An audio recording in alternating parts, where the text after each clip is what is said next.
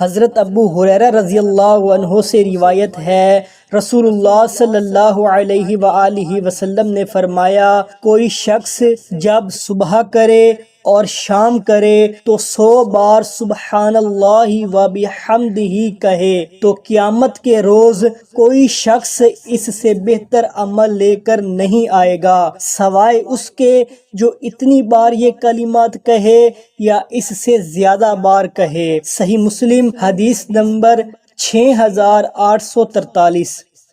رسول کریم صلی اللہ علیہ وآلہ وسلم نے فرمایا، ایک دور آئے گا جب تم یہودیوں سے جنگ کرو گے اور وہ شکست کھا کر بھاگتے پھریں گے۔